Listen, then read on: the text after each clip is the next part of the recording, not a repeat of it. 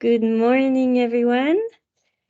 Welcome to this webinar. I'm Virginie Robin. I'm the CEO of Euronovia, and I'm glad to introduce today the webinar Women4Wind, how to encourage women careers in the wind energy sector. So this webinar is hosted by the Floatech project, which is a project funded by the Horizon Europe program of the European Commission. And this project is coordinated by TU Berlin. Euronovia is in charge of communication, dissemination, and exploitation activities in the project. As a woman founder and CEO of my company, I'm particularly sensitive to the subject today, which is encouraging the careers of women in the energy sector. And to say a few words and to give a few numbers as a teaser of the next presentations. There is only a 32% share of women in the wind energy sector today, and a 21% share in the wind energy sector. And you will even see the numbers, for instance, at the top management, senior management level, there are only 8% of women. So how can we change this? How can we encourage women to engage in these careers? This is the topic of today. So the agenda for today, so this is a very short welcome and introduction. We will then have a presentation of the Floatech project. We will go to the numerical trends in the wind energy sector profession for women. We will have a short presentation of the European Academy of Wind Energies Committee on Diversity, Equity and Inclusion. And we will present some role models, ask them why did they choose this profession, what the obstacles they have met, and what advice would they give. And we will end this webinar with a panel discussion. A few practical information about this webinar. So first of all, this webinar is being recorded. You will have the recording of the webinar because it will be made available to all the attendees. It will be, of course, also available on the Floatech website and on social media. We encourage, of course, the active participation of everyone. So you can use the Q&A function of this webinar to ask your questions. We will note these questions and we will have a Q&A session at the end of the panel discussion. So once again, thank you for participating in this webinar, and I will now leave the floor to Ines Martorell for the first presentation. So thank you. Thank you. Sorry. Thank you very much. I will give the floor to Robert Berens de Luna. Yes. Robert works as the project manager for the Floatech project. He holds a master's degree in mechanical engineering and is currently a PhD candidate specializing in floating offshore wind at TU Berlin. Robert, the floor is yours. Yes, thank you, Ines. One short question before I start. I see the screen in presenter mode. That's okay. That's correct. Okay, so I see the next slide and also the notes on the screen. But I guess that's fine. Okay, so thank you everybody for inviting me to be able to introduce the Floatech project here in this very important workshop. Yeah, so the motivation of the Floatech project is to satisfy the interest in the rapidly growing sector of floating offshore wind. At least the developed economies in the world are trying to decarbonize heavily, and therefore we need a lot of renewable energy sources. And those energy sources can be found further off offshore, so where water depths are really, really deep, and the usual fixed bottom offshore wind turbines are not longer feasible for economic installation there because it's simply too deep. The solution to that problem is to place those wind turbines on floating structures that are more or less independent of water depth. But this comes, of course, with many challenges because we have, first of all, we have to simulate these new environments. So we have to simulate the interaction between the floater and the wind turbine. We have to simulate the wave forces.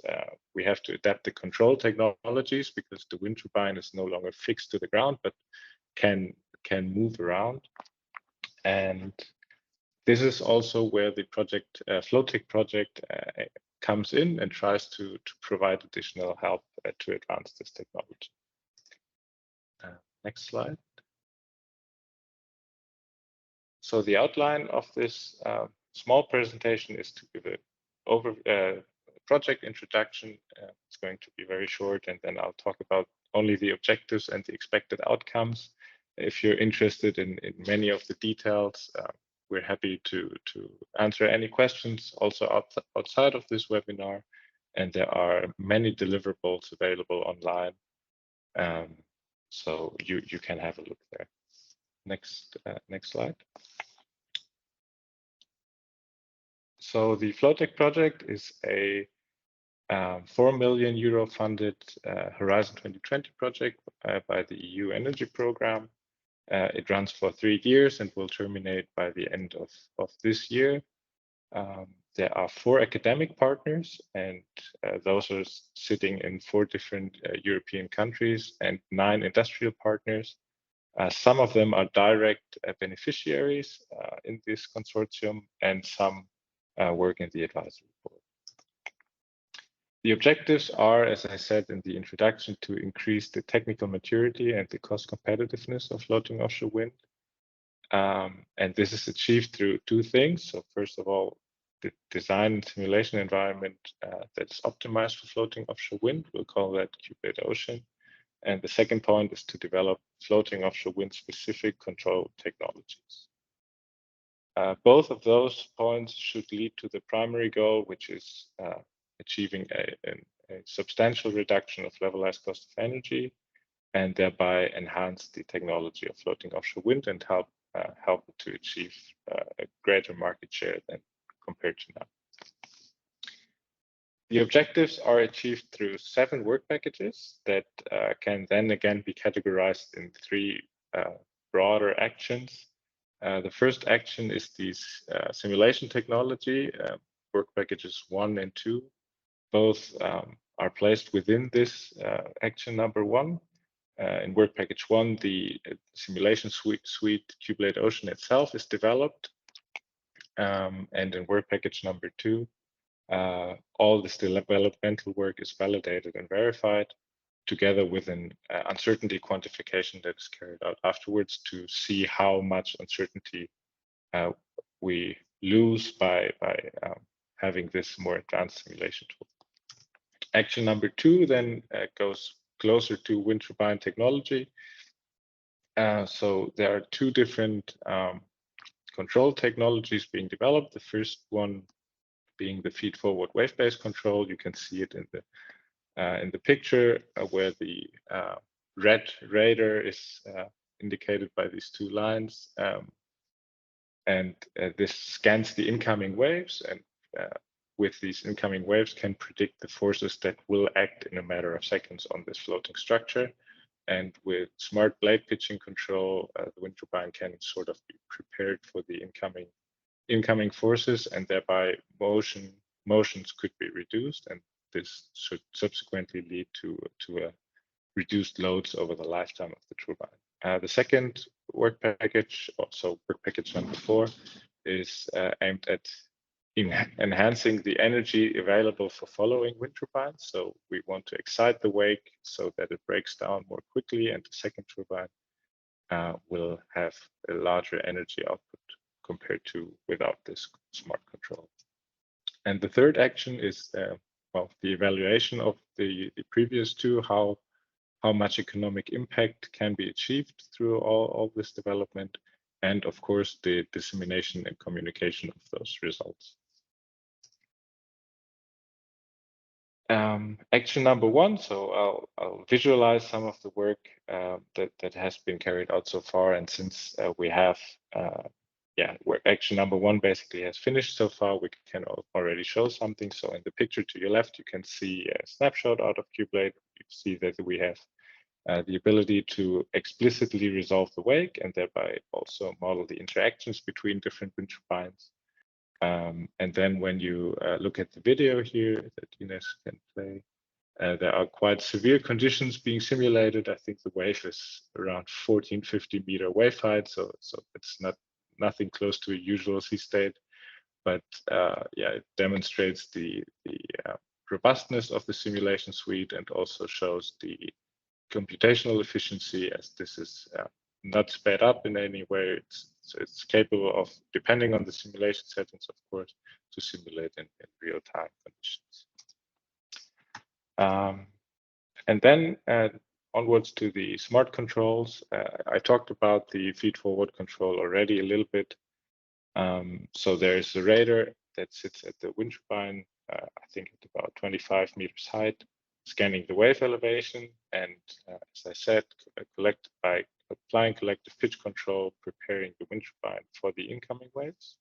This concept has been validated in the wave tank of the École Centrale Nantes in a software-in-the-loop setup where you can see the floater in the wave basin, and the wind turbine is replaced by an actuator at the top that gets the aerodynamic forces from a simulation code that runs in parallel. And there, this campaign was carried out, I think, 3 or 4 months ago, and already showed some results that the whole concept is working quite well. And to your right, you can see the other installation that was carried out throughout the Floatech project. So there's no active control being applied here, but rather it's a test of the technology itself. So there's a radar, and this radar is supposed to collect the wave information that will meet the wind turbine within a couple of seconds. And at this FloatGen platform and at the SEMREF test site, there's a buoy that collects wave elevation, and we can try to match the wave elevation time series from this buoy with the time series that is collected with the radar, and thereby see how accurately we actually can predict the wave elevation. The second wake mixing control is carried out at TU Delft.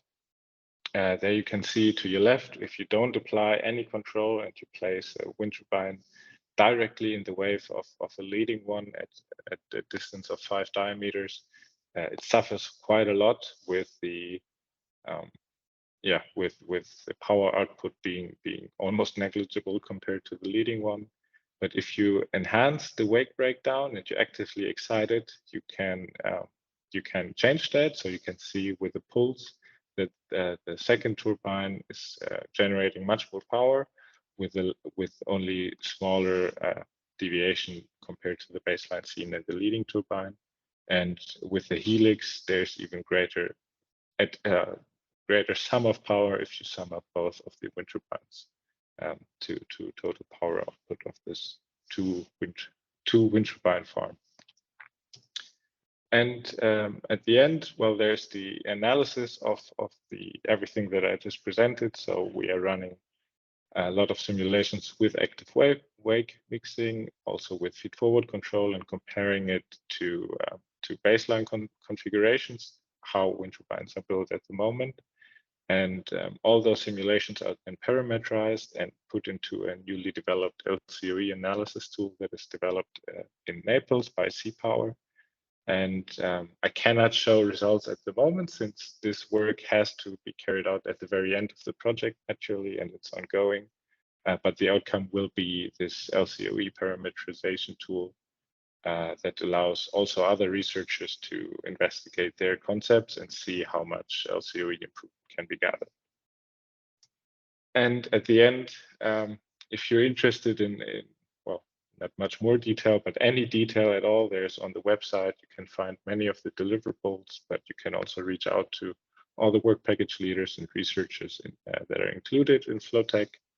And for another broader overview, slide please. There's an article in the WindTech International Journal that was just published in the beginning of September, and it again provides a good high-level overview of all the things that are ongoing in Floatech, and also some of nice visualizations. And thanks to Euronovia, there was a video that was produced on the Floatech project that also gives a very good and concise description of what our goals are ultimately with this project. Yes, and with that, thanks for your attention. And if you have any questions, just let me know. Thank you very much. I now give the floor to Marie-Laure Ducasse. Marie-Laure is an R&D engineer in fluid mechanics, and she's currently working at Saipem. Okay, thank you. Hi everyone. So to start, we thought it would be interesting for everybody to give you some overview of women representation in the wind industry today. So this presentation is based on results provided by the International Renewable Energy Agency, which is an intergovernmental organization, and they conduct a survey in 2019 to track women employment, gender policy, and perception of gender bias throughout the wind energy industry. So for this survey, as you can see, it's we had answers for worldwide answers. So around 900 person respond to this survey. In this response, we have organization and individual person. So for the individual, qualitative information was collected about their perception, and for organization, the survey asked for quantitative information about the gender distribution in their own organization. So concerning the distribution of segments of the chain value, as you can see, we have an even distribution of organization and individuals for each sector of the wind energy industry. So we go through operator, manufacturing, service provider, or developer. If one other information could be interesting if it's to look at which people answer to this survey. On the educational level, we see that more than 90% of the respondents had a university degree, with over half of them holding a master degree. So we see that we have a non-degree holder are underrepresented. Just a fact for this survey. And the last point could be interesting for us today. It's to see that both women and men were invited to respond to all the survey questions. And we have 70% of survey participants that were women. So here it's the first indication that the concern about gender issue in the wind sector is still driven by gender itself. So next slide. So the overview of this survey. So what you see, it's that 21% of the share of women, 21% of the representative person, it's women in the wind energy workforce. This number can be compared to the share of women in the overall renewable energy workforce, which is 32%. So it's slightly less for the wind sector. If we go into detail, we see that the administration function are the more representative function with 35%. It's more represented in overall function. And the less representative function, it's senior management. So senior management, it's concerned owner or member of the board of direction of an organization. It's only 8%. And one another number could be interesting for us today. It's to look at the STEM function. So STEM, it stands for science, technology, engineering, and maths.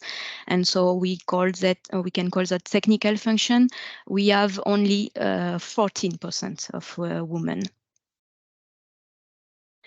Next slide. So here, first size was a number at the organization level.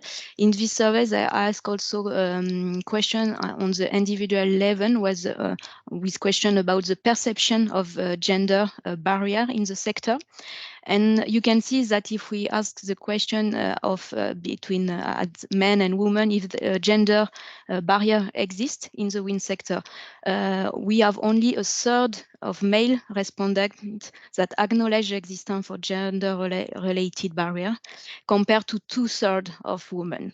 So again, we have gender bias on this question. Last question about the perception could be interesting. Also, it's the question was asked to men and women if they think that men are paid more or less than women, and in overall survey, we can see that around 40% think that men are paid more than women. But if you break down this question by gender, here also we have a gender bias here in this question. With we have more than 50% of women think that men are paid more, and only 20% of men that think that they are paid more. So last slide, it's just an overview of all these results. So we have seen that women represent only 21% of women wind energy workforce. It can be compared to the 32% of renewable overall. So it's really slightly less. The perception of gender role and culture social norm form a major barrier to gender equality, for sure. The perceived wage inequality are lower in the wind energy, with 40% we have seen than in the overall economy. So the wind energy sector is seen as a more equal sector in questioning the pay, the wage. So it's not on the overall survey. What is pointed at? It's women are generally perceived to possess valuable skill and knowledge. There is no doubt about that. And so as you see, the survey was a worldwide survey, but it can be broken down by a region. And if we look at European and North American data, that shows that we have a higher share of women in the wind energy job with 26% of the representation of women. But minus on this, that it's essentially due to a better representation in the administrative function. And if we look at the technical function, it's always 14%. So I had give you a really small overview of this survey. It's a survey which is online. So if we want to have more details, you can go and check it. So thank you. Thank you very much.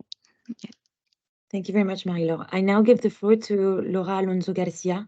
She's a naval architect passionate about sea and ships. She has developed her career mainly in integrated logistics support for our Armada and the Royal Australian Navy. And since 2021, R&D in the naval and marine, focusing in green projects of all kinds. She's also worked in the first commercial offshore with floating farm, Highwind Scotland, and is committed to spread out the outstanding histories of women in steam. The floor is yours, Laura. Thank you. Good morning. Can you hear me? Right? Okay.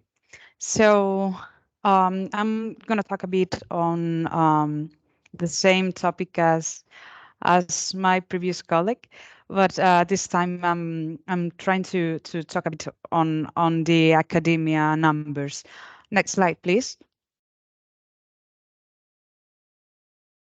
just to start, we've been part of an European project, the MATES project, and I'd like to start from here because this project analyzed during 4 years two sectors that are strongly linked.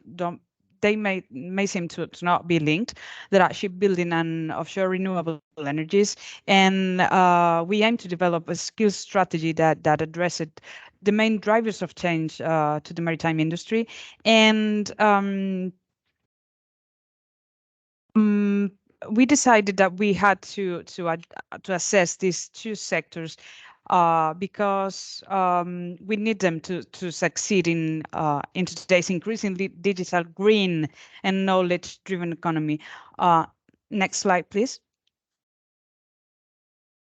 And regarding women, we really emphasized the role of women in the maritime, and highlighted the several diverse career opportunities that they could opt for through different things in this project. And one of them was the promotion and dissemination, the material, ensuring women visibility. This is ensuring women were present in our videos, in our images, in our deliverables and reports, etc.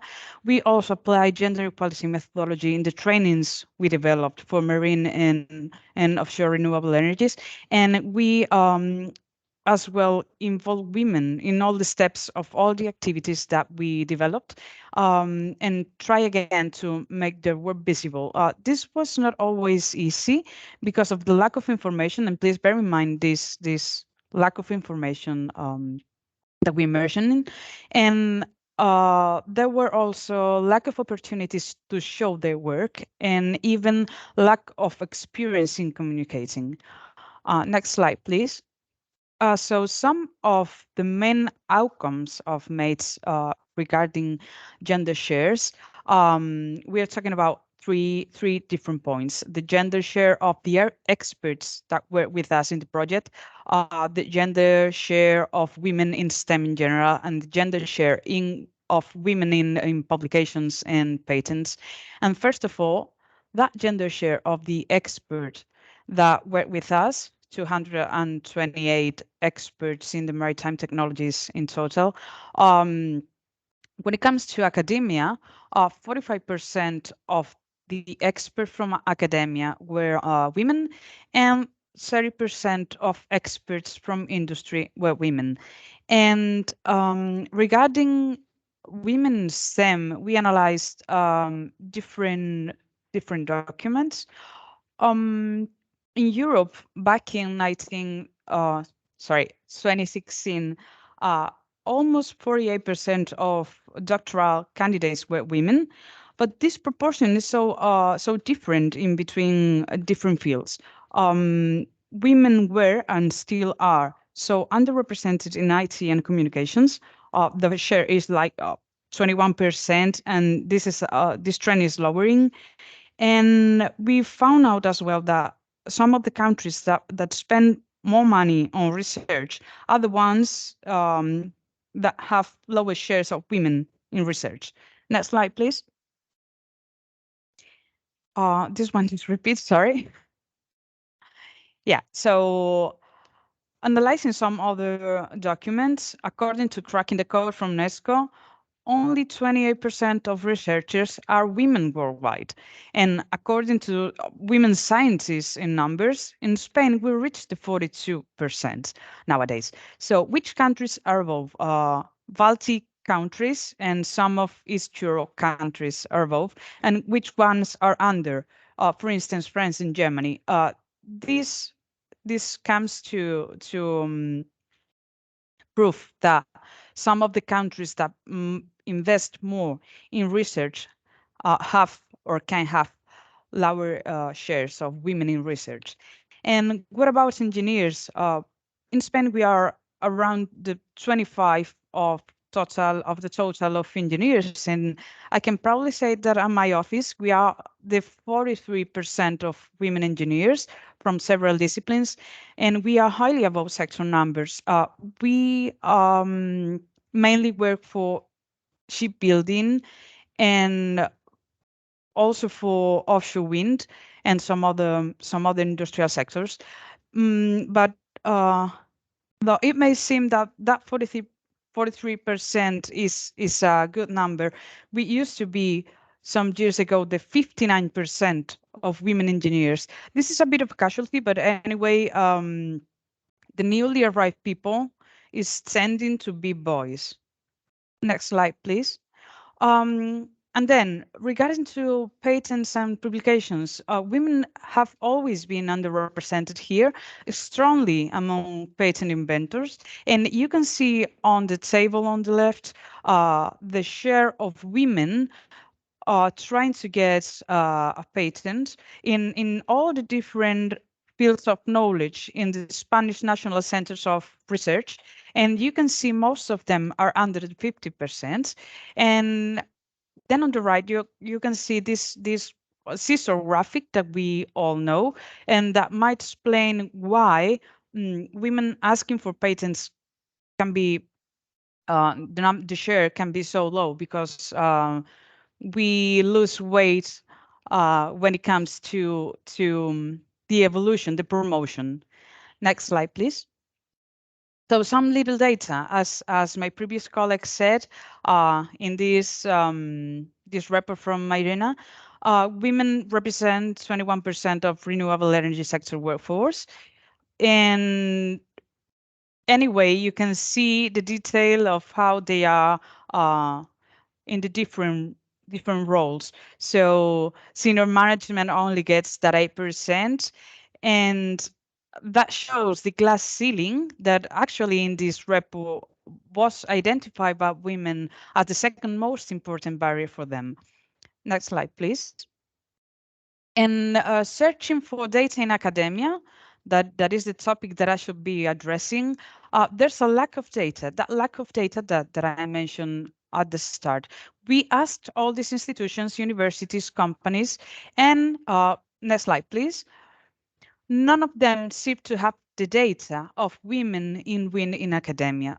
Some of them didn't even respond, but that does not mean that there are not women in academia or academic women in offshore wind. Next slide, please. So since I don't have the general data, but I have data of a concrete project, a national project in Spain in academia, I'd like to talk about it. So this project in the left is a project for the design for a tool for the selection of offshore renewable energy locations and technologies and its application to Spanish territorial waters. And the lead researcher leads as well Arwin for floating wind, offshore floating wind, and CSUN, that is for offshore solar. And this is important because in this project we can find, next slide, please. We can find 5 women out of 12 people in the whole team. And the lead researcher is a woman. That she is an expert in offshore wind, and as we can see, she's leading right now 3 state-of-the-art offshore projects. And regarding the research team, we can find 3 women out of 4 people, and then we can also find a woman student. And they all come from very different disciplines. And just to finish, next slide, please. Some conclusions after having seen all of this. People come from several fields. I mean, people that gets to working offshore wind comes from several fields, from mechanics, naval, mining, civil, economics even, and especially in academia. Thus making it harder, maybe, to find sort data of women in academia working in wind. Then all the institutions that we consulted work in different and quite specific fields. Some of them are naval architects, some other are associations of offshore renewables in general, some other are energy in general in Spain, etc. So this can be another difficulty in finding data of women in academia working in wind. Anyway, for us, it was quite surprising that we did not manage to get the data in any of those fields. So the final conclusion will be that this work needs to be done the same as it is done in the industry, and that there are quite a lot of women in offshore wind, both in industry and academia, that deserve to be presented. And that's all. Thank you. Thank you very much. I'll now give the floor to Sarah Barber. Sarah Barber originally is an aerodynamicist, is head of the Wind Energy Innovation Division and lecturer at the Eastern Switzerland University of Applied Sciences. She is founder and president of the Swiss Wind Energy R&D Network and cooperating agent of the IEA Wind Task 43. As well as this, Sarah is passionate about diversity and inclusion and chairs the diversity committee at the European Academy of Wind Energy. And as a qualified business coach, she runs leadership workshops for engineers in her spare time. Sarah Barber, the floor is yours. Hey, thank you, everyone. You can hear me? Yes. Yeah. Okay, great. Well, thanks for the invitation. I hope I can touch on some subjects that have already been mentioned. So if you go to the next slide, you can skip over the about me part because you've done that bit already. So go to the next, and then the next. I already said that. What I will do is quickly tell you about what the European Academy of Wind Energy is and how we're trying to work on answering some of these questions that have come up. So the European Academy of Wind Energy is actually a non-profit organization representing the wind energy researchers in Europe. Although I have to say we also have an increasing number of beyond European members as well. So the idea is to bring universities together who are doing research on wind energy, and yeah, we want to actively encourage wind energy science and education. I think there's an animation. Yeah. So we have several mission statements. You'll be pleased to see that the third one, we actually, as a diversity committee, managed to persuade the Academy to improve diversity, equity, and inclusion in wind energy science as part of one of our mission statements, which we're happy about. Next slide. So as a diversity committee, what we're actually trying to do is that we're trying to improve diversity, equity, and inclusion in wind energy science. The point is here we're trying to represent academia. So we're trying to say, I mean, there's enough organizations looking at wind energy or STEM in general, but there's nobody really representing the needs, DEI needs of the academic community. And so we want to do that in three ways. We want to provide tools to help people improve DEI themselves. We want to increase the visibility of underrepresented groups in wind energy science. And then we want to act as positive role models by improving DEI within the academy and within our own organizations. Sorry, can you just go back?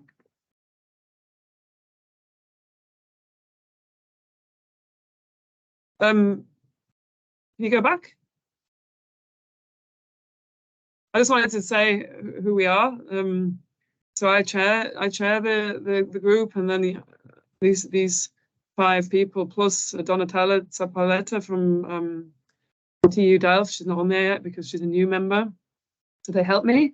Okay, next slide. So one of the things we've done, I won't go through this in detail because of the time, but we're trying to develop tools to help people improve DEI themselves. So we just developed a guideline for things that everybody can do now to help. So the first one is to find a network and get involved. Next, please. And then the next one is just to try to increase awareness. So, I mean, even the topic of gender neutral language, I don't know how many of you notice in meetings how often the word manpower gets used, for example. It happens to me all the time. And people very frequently use the word he to talk about a non-defined engineer who they're talking about.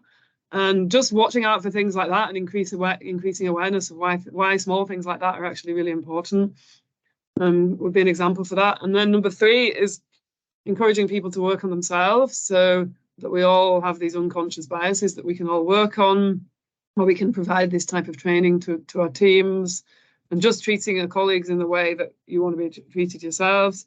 And then the fourth one is just to support underrepresented groups actively. So I think we can all work on that. We can create role models, or we can actively encourage and support people who identify as being part of underrepresented groups. And of course, choosing diverse recruiting teams. So we created these guidelines, and then what we're also in the middle of doing is creating a list of existing resources. So all this stuff here is just some examples. We're creating a website where we've collected and curated all these type of things. So different recruiting guidelines, different instructions for gender sensitive language, or different equality plans that already exist. We don't want to reinvent what already exists, but we want to make that available to people to use. So that's what we're currently doing. Next slide. And then we also run a webinar series. So these are a couple that we've done already, where we've been trying to just encourage the academic community to even start talking about these topics as a starting point. Next. And then on the topic of improving DEI within the academy, which generally translates to improving DEI within wind energy science, the first thing we noticed, for example, is that the organization itself isn't that diverse. So if you just look at the photos on the website of the people who are sort of involved in the committees or in the leading groups, you don't see very many women at all, or any people of color, or any ethnic minorities. Next page. And so we actually tried to quantify this. So yeah, using some of the stuff that was already shown today, we tried to find some numbers for the percentage of women, but also the percentage of Black, Asian, and minority ethnic people. First of all, in STEM, that's the top line. And then the second one is the IEEE group. And then generally in wind energy, that 21% agrees with what was presented earlier. In offshore wind energy, there's a report from the UK. And then in BAME, Black, Asian, and minority ethnic, the data is even worse. Like there's a really low amount of data for those people. And then just looking at the academy, through our own observations, we noticed that the percentage is very low compared to these official numbers. Next, I think I've got some. Yeah, so we decided that we have to create a survey basically to get this data. And so the data that the other people already said that was missing, we want to try to get. And so we want to work out what the numbers are, like what is the proportion of women, but also other underrepresented groups. But then also ask people in wind energy academia how they actually feel, if they feel included, if they suffer from the fact that they're not in a diverse environment or not. So we're currently planning that. Next, you can click through these. And so then what we also did is try to produce some suggestions for the academy itself to work on improving DEI. So things, for example, how to improve the inclusivity of the culture, or how to actively support underrepresented groups. It's actually quite similar stuff to what I already presented, but we're kind of working on publishing some guidelines on our website for that as well. So that's it. I think I might have finished now. I'm not quite sure. Yeah, so that was just a really brief introduction. You can find out more on this website here, and specifically related to carrying out this survey. We could possibly talk about or think about extending that beyond academy members and doing it for the whole wind energy academia, but I would be interested if anyone else wants to somehow join the forces on that, then please do get in touch with me on this email address here. That's it. Thank you. Thank you very much for this presentation. Thank you to all speakers for their presentations. We'll now give the floor to four role models, Magali Mourès, Sandrine Aubrin, Vasiliki Clonari, and Marie-Laure Ducasse. And so with no further ado, Magali Mourès, you have the floor. Thank you. Can you hear me clearly? Yes, great. we can. Good morning, all. First, I'm going to start to present me. Who am I? So next slide, please. So I am Magali, and I have 45 years old and 20 years experience in marine environment. Since my childhood, I'm passionate about the sea and the nature protection. And during the first years of my career, I experienced the management and the damages of marine accidental pollution. Of course, I am deeply convinced that renewable energy is a key for a sustainable future, and that it drives me in my career. And this is the reason why I joined BW Ideol in 2021 as a Deputy Chief Technology Innovation Officer. Next slide, please. So I naturally studies marine biology, ecology, physics, and geology. I wanted to drive my education through my passion for the sea. I spent my education in the Center of Oceanology of Marseille, and I have a master's degree in oceanography, and in 22 superior diploma in economics and environment in Marseille too. My first work experience started in the Center of Documentation and Research on marine accidental pollution, CEDRE, as scientific and technical assistant in different places in France. First, I work on the Prestige oil spill response to support the authorities to fight against this crisis events. Also in the field of contingency planning for authorities and as trader in marine pollution response.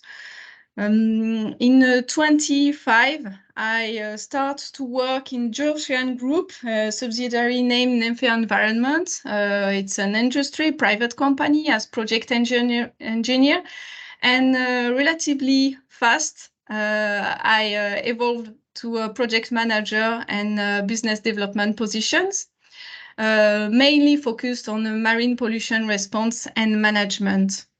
In 2014, I decided to leave this group and start as a co-founder of a startup in marine technology and business development manager. A startup focused in marine pollution response, marine survey, and production of fresh water from the sea. And since December 2021, I joined BW Ideol in the Research, Development and Innovation Department. BW Ideol, that you probably know, is since 2010 a leader in floating wind as developer of a barge-type technology damping pool and floating wind farm co-developer and EPCI. Next slides, please. Why I choose this profession? First, as you probably understand, as my passion drives me to choose this profession, and this is why I joined BW Ideol. I wanted to take a more active role against climate change and marine pollution. I want to participate to minimize the impact of renewable energy development project on the environment. I wanted also share my experience of marine innovative technology and project achievement to support the development of floating wind. And I wanted to participate to the acceleration of the development of renewable energy.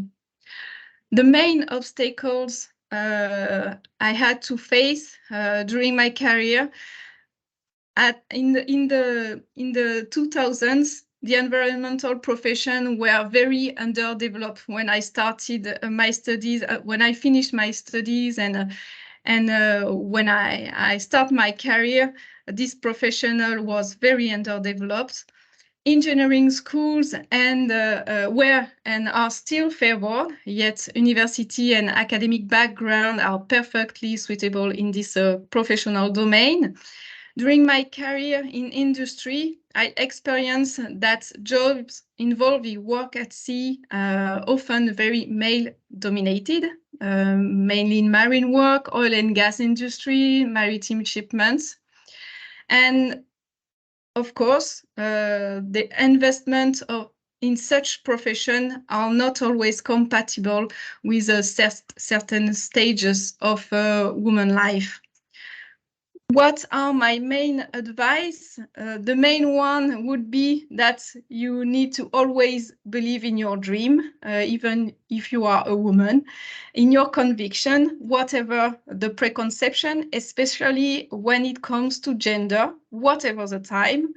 I think also parents and entourage need to encourage young girls to take an interest in science during their education and in this profession, which cover a multitude of fields. Wind energy needs physicists, mathematicians, but also environmental scientists, marine biologists, many kind of skills are needed in these activities. So please, women, young girls, join our team. Thank you. Thank you very much. I now give the virtual floor to Sandrine Aubrin from the École Centrale de Nantes. Thank you.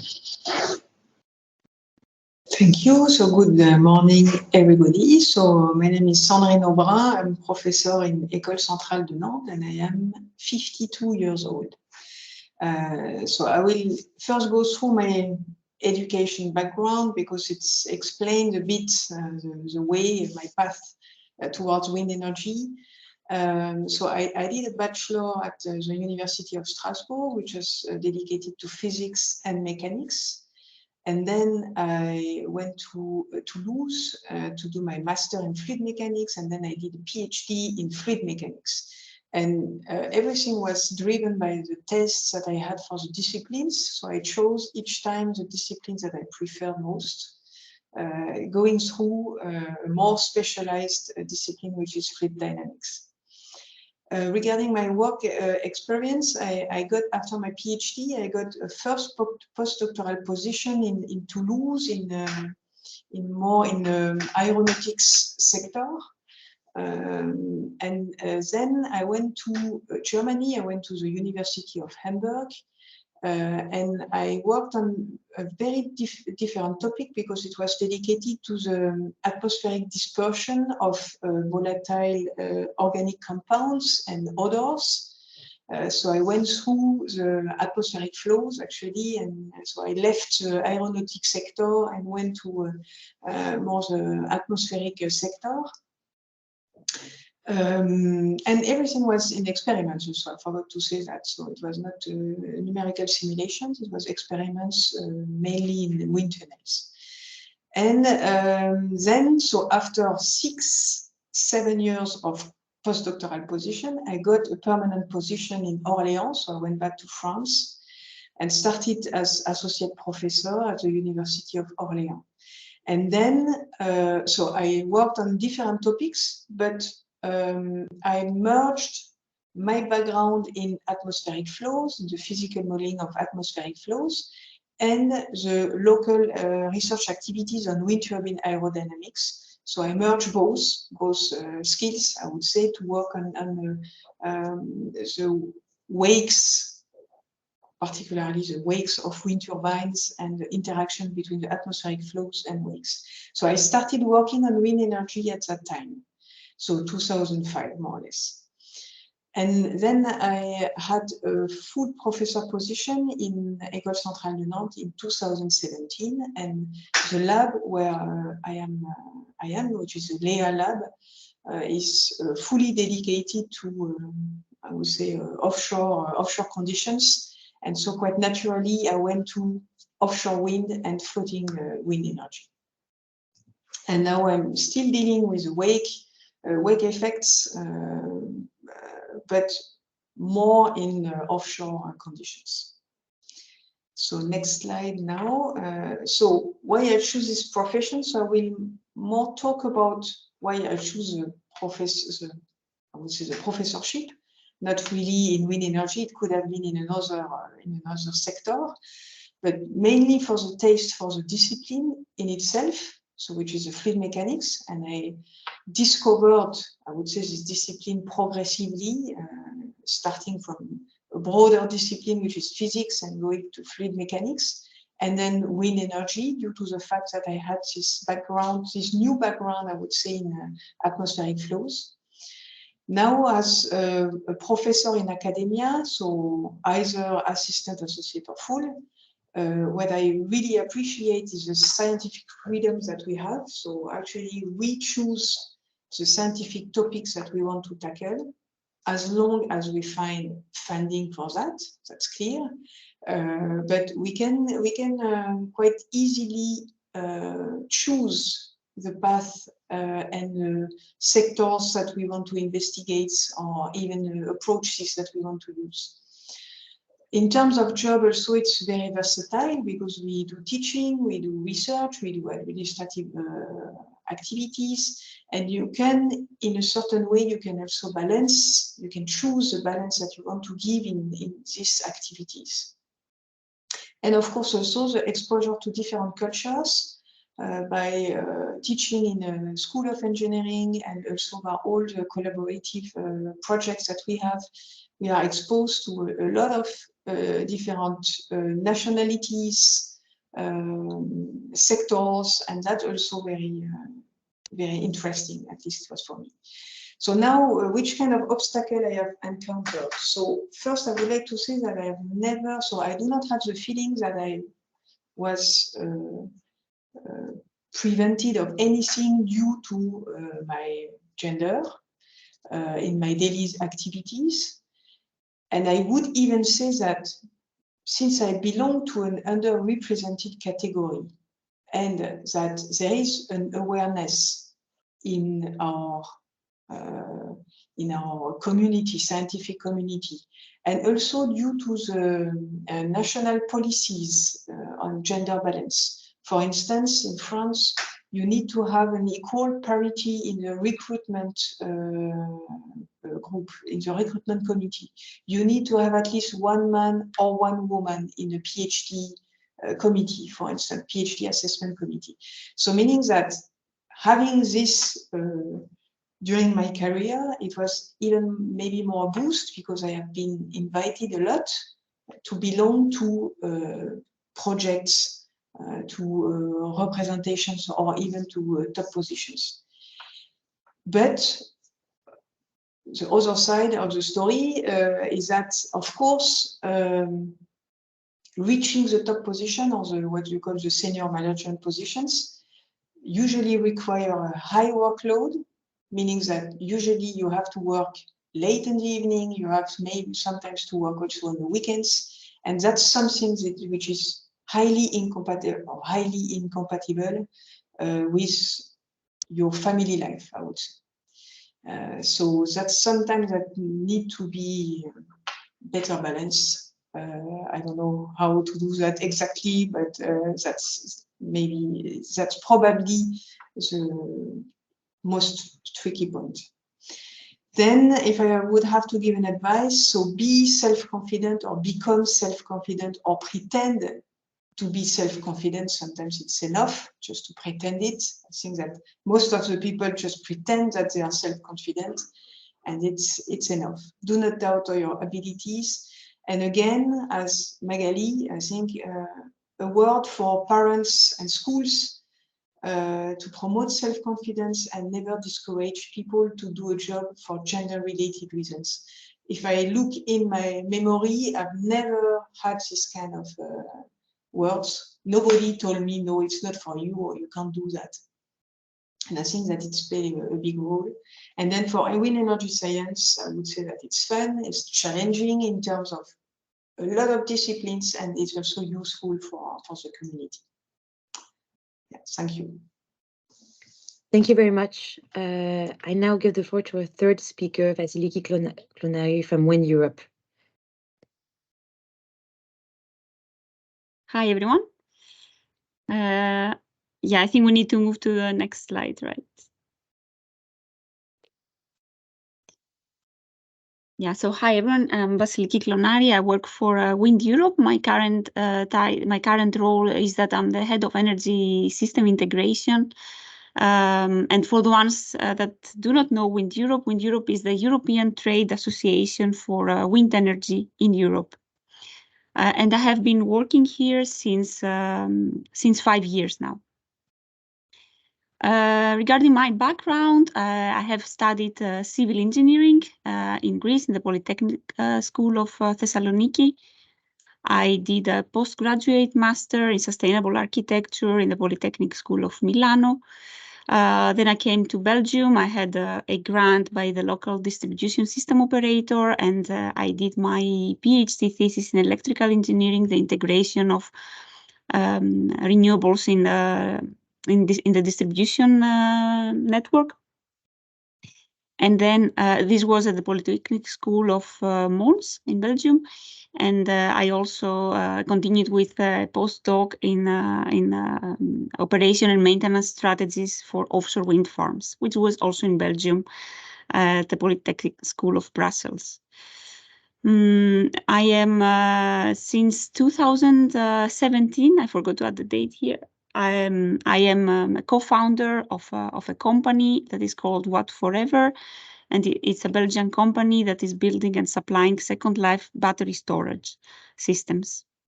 And as I said, yeah, we have been working at Wind Europe since 2018. I speak Greek. I'm Greek. My origin is Greek, French, English, and Italian. Next slide, please. Oh, this is not me. Okay, thank you. So my current role, I am, as I said, I'm the head of energy system integration here in Wind Europe. So I'm leading a team of analysts in system integration topics, so grid planning, grid connection, digitalization, cybersecurity. And we are currently all women in our team, all engineers, but the team is expanding and we are adding, again, more women, but more people with policy backgrounds. What really motivates me in my current role, because actually it's quite, let's say, the path is quite different from what a standard engineer usually does, so working for a trade association, right, in Brussels. What I really love about this role is that it combines technical with policy and communication aspects. And of course that I need to work every day with people from many different backgrounds, people with different expertise, from different origins, not only within Europe, but also globally, and very different previous work experience. Sorry, is that I was still there in the previous one? Yeah. Yeah, thanks. So I really like that working here in Brussels and for an entire sector, it gives unique possibilities to create impact, not only for one company, but for an entire sector, the wind energy sector in this case, and also to possibilities to influence important policies and strategies at European level. And something that I really like about my organization is that it takes really seriously the connection between colleagues and the collaboration. So both personal and work-related connection and collaboration. Next slide, please. Here I have a slide with a bit more, let's say, personal advice with regarding mistakes that I have been always in a technical sector, in different environments, men-dominated sector. Some more personal advice about things, mistakes that I have seen consistently women making, in my view, that make life and work life a bit more difficult for them, and of course career development much more difficult. I actually really like the comment by Sandrine before that you need to pretend that you're self-confident. I would say that maybe you need to entitle yourself our self-confidence sometimes, to believe that you're self-confident without really needing to pretend. But yeah, maybe sometimes you need to pretend it as well. So my first advice, something that is more about self-awareness, is that all choices, both for personal and for professional life, they come, of course, with challenges and pain. And I have seen many women trying to avoid pain. I think this is wrong. We should be aware of what we like and what is actually the pain that we like to suffer to achieve what we want. the second point is about, I think it's really important that we respect our needs and that we defend our choices. And of course, our choices depend very much on this balance between work and family life. But it should be actually our choices. I think that we should never try to satisfy first others, including very close family persons or colleagues or our manager, before being aware about our needs and before trying to really defend our choices. I think we also need, it's very important for women to not really always just go with the flow with opportunities, but really to think ahead in 10 years from now what we like to have achieved and to make our plan. Of course, we're also evolving and personal life is evolving, so we need to leave some space for adjustment. But I think that this is something that women not very often do, to think strategically for the future, for their work future. Something that was actually commented also before, that we should never entitle ourselves as incapable of achieving things that are considered difficult by society, by common belief, only because this is how it is considered. And this is often something that starts already at school when young girls are driven towards specific kinds of studies because they are easier for women. Unfortunately, it's still the case. And I notice it's everywhere in Europe. Yeah, my fifth point is actually, I think, is the most important, because I really have seen many times women making this kind of mistake. I think we should really simply ask for whatever we need for our career development, evolution, promotions, or for everyday work. And we should never assume that others will see our value and recognize us. We really need to fight for it, to know what we value and to understand, and don't expect that others will take initiative and anticipate it, even if they fully believe in us.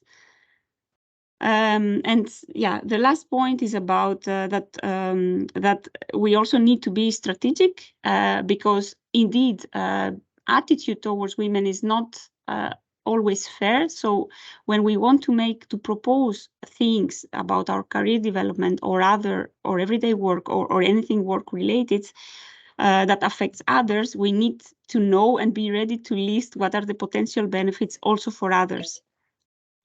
So these are my points, a bit personal, but I'm happy to hear any feedback. Thank you very much. I give the floor to our fourth and last speaker, Marie-Laure Ducasse. Please, Marie-Laure, it's your turn. Yes, thank you. So I was already introduced. So I'm Marie-Laure Ducasse. I'm an engineer at Saipem today, and I'm 37 years old. So I have 15 years of experience. And so I will try to give you an overview of my education and professional journey. I had some comment to give you maybe the little tips that give me that conduct my journey on this path.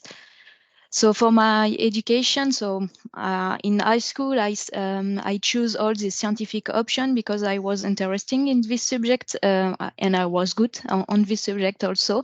So I continue on this path, and in France, it's quite classical to go in engineer school. So I choose this path because it seems interesting. So I choose the option of going more on hydraulic and fluid mechanic option. I cannot say I did know this all this specific technical option, but it seems more interesting than electronic and informatic or chemistry option for me. So I choose this one. After the engineering school, it was more, I said, more an active choice. So I chose to do a PhD, and I think it was really a choice on my side. It was not just driven because I was good on this technical aspect.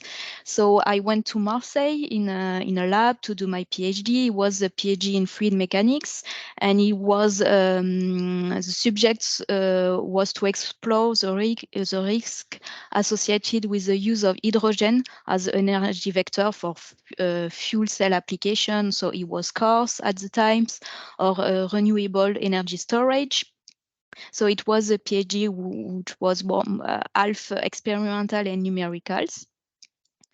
So after my PhD, I wanted to explore the academic option.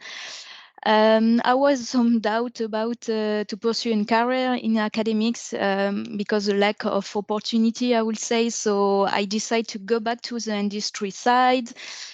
And I accept a mission in Saipem. So Saipem is for the one who don't know, it's a PCI company. So what we call it's a company for offshore infrastructure. So it deals from the engineering phase to the installation and covering also operation and maintenance aspects. So to be honest, I didn't know really the oil and gas segment before to go to Saipem, and I didn't have a good opinion neither of the oil and gas industry. And I'm highlighted this point because I think it's why we don't have a lot of women also in the energy sector in overall, and also in wind energy, because the wind industry sector is really linked to the oil and gas company. So I start my mission in Saipem in the naval department. I did some CFD, so computational fluid dynamic activity, and I keep a link to all the R&D projects. And in 2018, fixed and floating wind turbine projects starting to grow in France, especially. So we had a lot of projects, and so I had the chance and the willingness to work for renewable energy and to change a little bit of activity. And so I integrated the new department in Saipem, were all driven by wind energy. So next slide. So just a few words about why I choose this profession. So as you can have seen, I didn't, when I was in school, I didn't know really the wind energy sector. It was not that advertised in France, at least. So it's more my journeys, my path that lead me to this sector.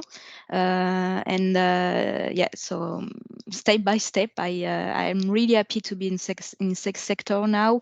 And because it's really important to me to be involved in the energy transition, I will say.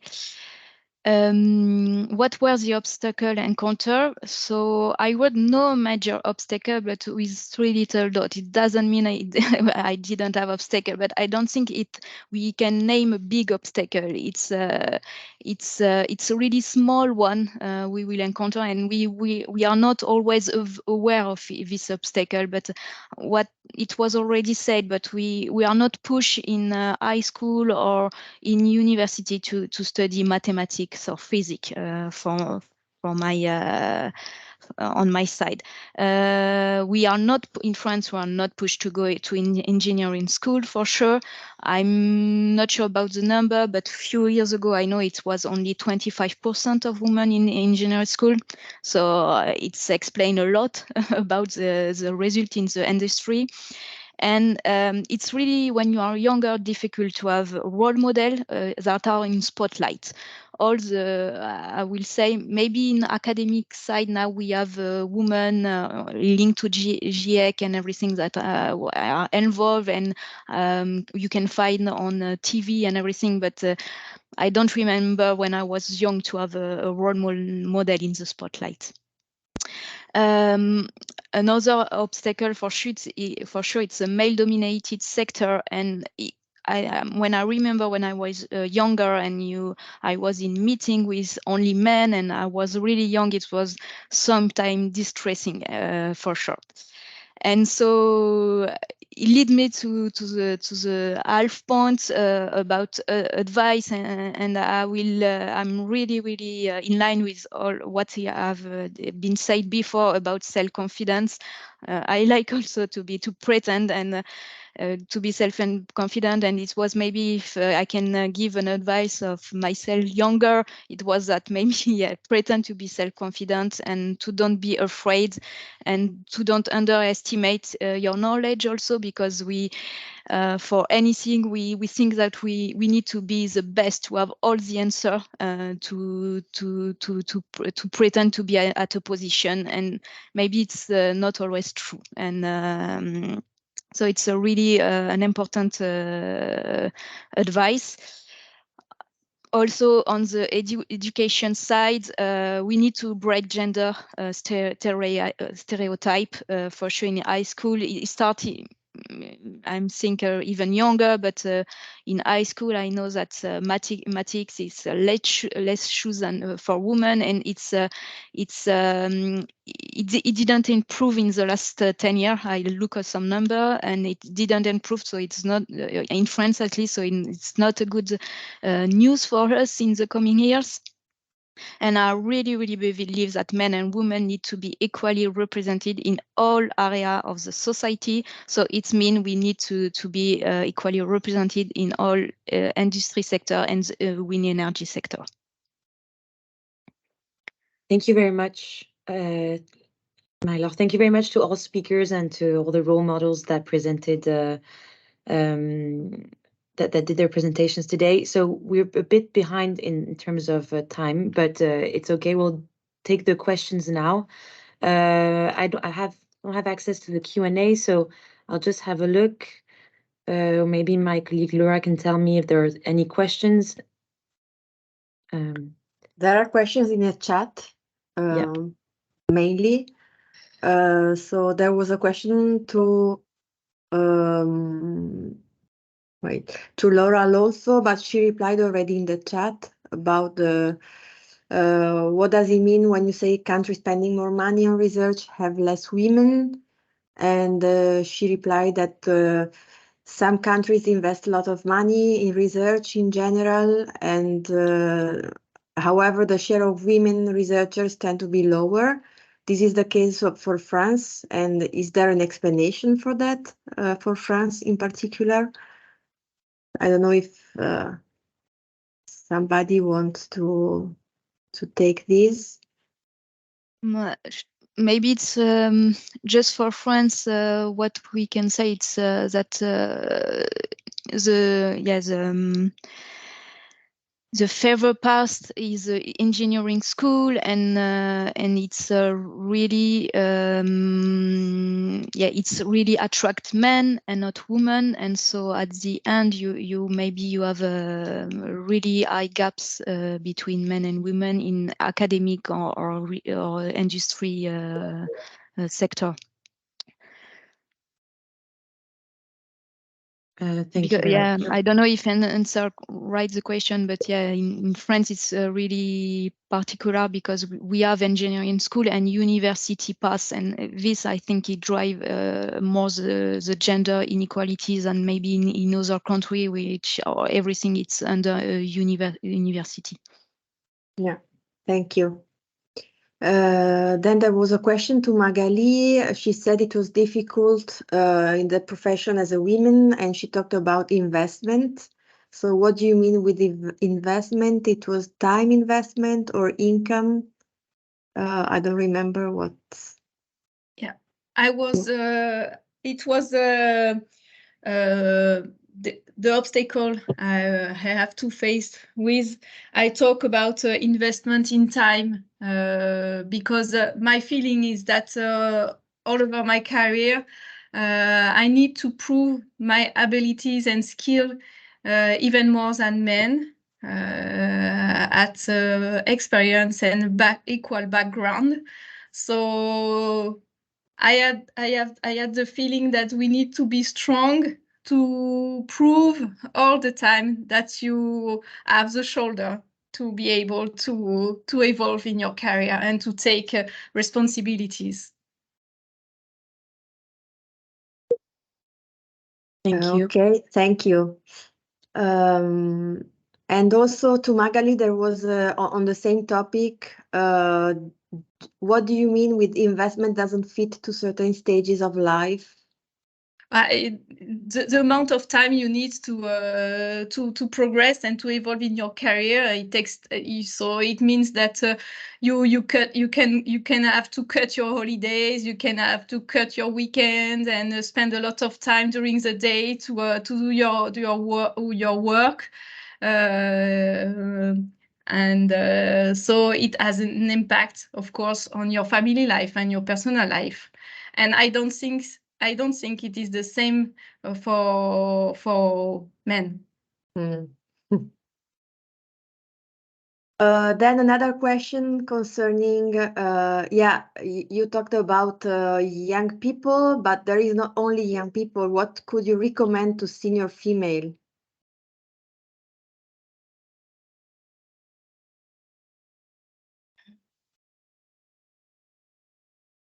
Do you have any advice on that?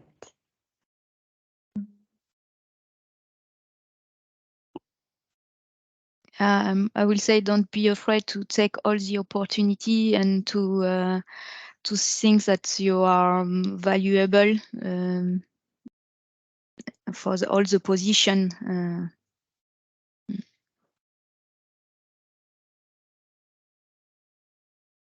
Okay, then I think we can go to the next question. Do you have any advices or experiences on how to deal with mansplaining in the industry and how to get the men involved and educated? So mansplaining is means the tendency of men to comment on or explain something to women. So do you have any experiences with that? Or have you received? Yeah. So I shared an article here in the chat for that. So I think what mistake that is made is that we allow too much. We allow much more mistakes to men than to women. Indeed, women are much more easily criticized for anything, also by women, and this of course gives men this entitlement to feel that they can explain what they are doing correctly. So I think we first need to stop criticizing women more, as this article says, and then try to find this equity.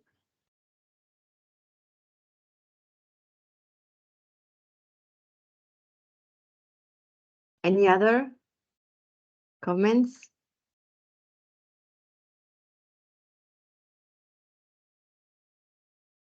There is a similar question. I have a feel. Dandan said, "I have a feeling that boss or leader believe what the men said more than me, female." I haven't understood this question. Could you clarify?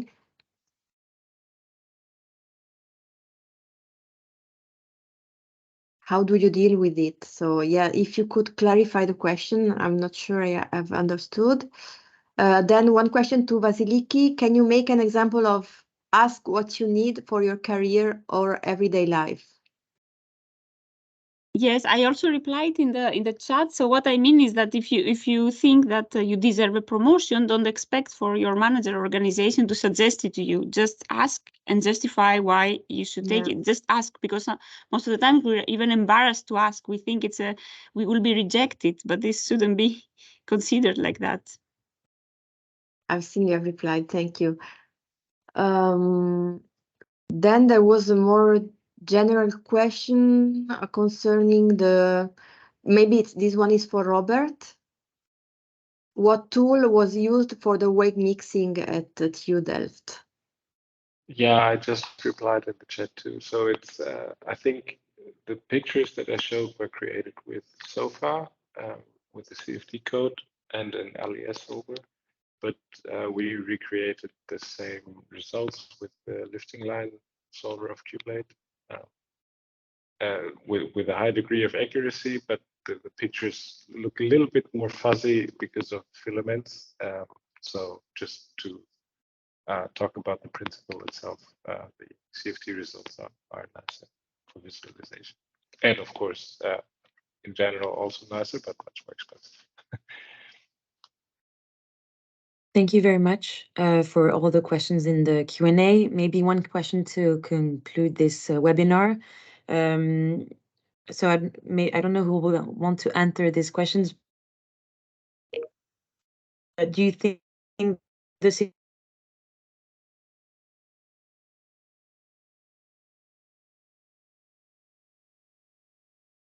I cannot hear anymore. Yes. Yeah, neither do I.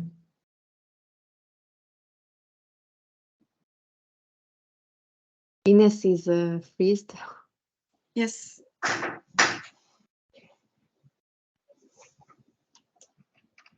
So we could not hear you, Yes. Ines. okay? Yeah, sorry. Just wanted to conclude with the last question to our speakers. Do you think the situation for women engaging in careers in the field has changed over the past 5 to 10 years? We've seen the numbers before, with maybe some numbers showing that it's lowering, but do you think, in your experience, women are more and more present in these fields? Thank you very much. Maybe I can start an answer. I think that the awareness is here now, that there is a big discrepancy, and I think that we know also that if we don't force the system, it will not naturally evolve, because we are waiting for this natural evolution for 30 years, I think, and nothing really happens. So I think we have the awareness, we know that we have to force the system to have better representation of women in any, I would say, any sectors. How to do it, I don't know exactly, but I'm quite confident on the fact that it will evolve. Thank you very much. Maybe another questions focusing on EU projects. Have EU projects had an impact on careers for young women, or on your career specifically? How did EU projects impact your professional life? Thank you.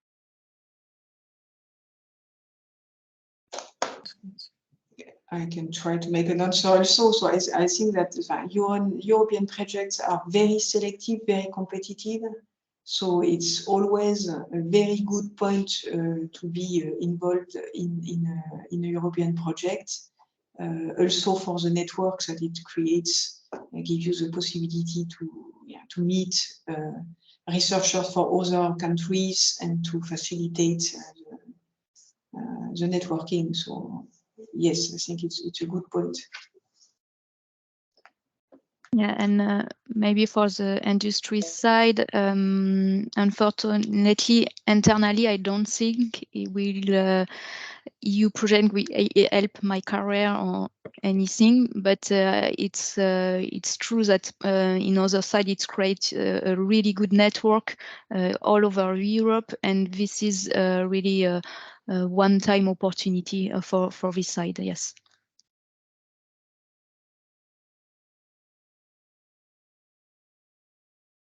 And yes, Magali.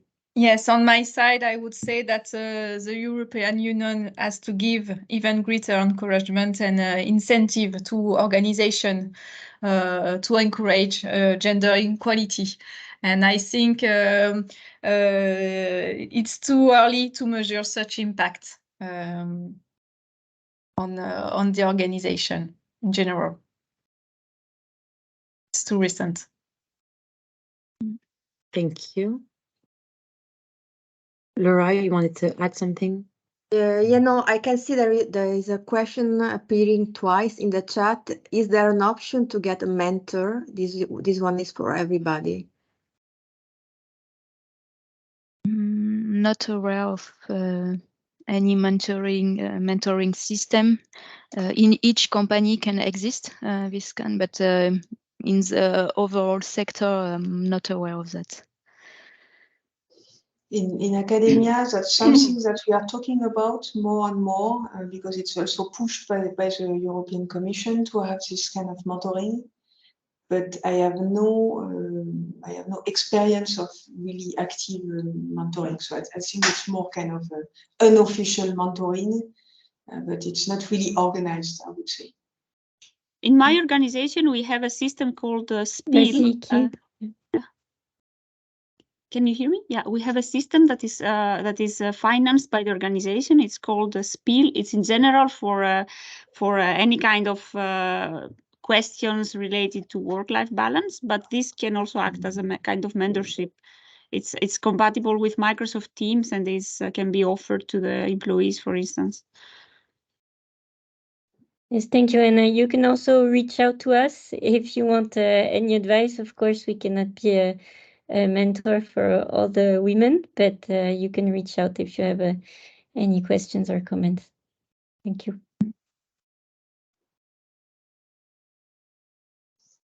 Okay, there are no more questions, I think. So No, yeah. We have no more questions on the chat. I think we can conclude this webinar. Thank you very much for all for everybody's presence, for the speakers' presence, and really interesting and presentations. So really, thank you very much, and I hope you learned a lot, and I hope you got inspired today. Thank you. Thank you. Bye. Thank you. Goodbye. Thank you. Bye. Bye.